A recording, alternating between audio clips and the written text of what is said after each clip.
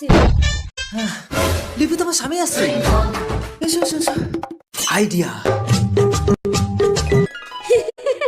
লিপি ওই হিজড়া। চলো, এবার আর আমার বউ আমাকে চিনতে পারবে না, আর তোমার স্বামীও আর আমাকে নিয়ে তোমাকে সন্দেহ করবে না। চলো তোমার ঘরে ঢুকে তোমার খাটে শুয়ে গল্প করবো।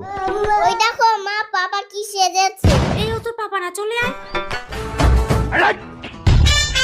এটা কে লিপি? হিজড়া। কেন রে মতো, তোর বউয়ের কাছে শুয়েছি বলে কি তোর বউকে আমি নিয়ে এনেছি নাকি? হ্যাঁ দেখবি, অভিশাপ দিয়ে তোকে শেষ করে দেবো। না না, তুমি শুনলে কোনো সমস্যা নেই। যদি কোনো পুরুষ হতো তাকে আমি গুলি করে উড়িয়ে দিতাম। থানা থেকে ফোন করেছে। হ্যালো, স্যার, একটা মহিলার ছোট্ট বাচ্চা মেয়ে কিডন্যাপ হয়ে গেছে। কে কিডন্যাপ করেছে বলুন, আমি তাকে গুলি করে উড়িয়ে দেবো। উনি বলছেন একটা হিজড়া। স্যার কি করব?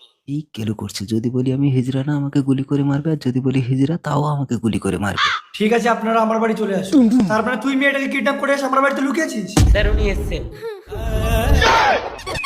উমাগো, এ তো আমার বউ, তার মানে আমার মেয়ে কিডন্যাপ হয়েছে।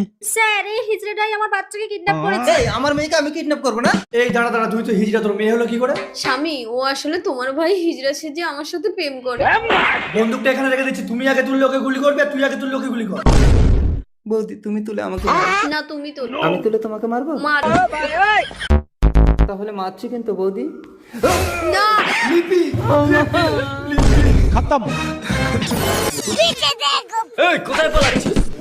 আমার পাপাকে ছেড়ে দাও, পাপাকে খোঁজার জন্য ইচ্ছা করে লুকিয়েছিলাম।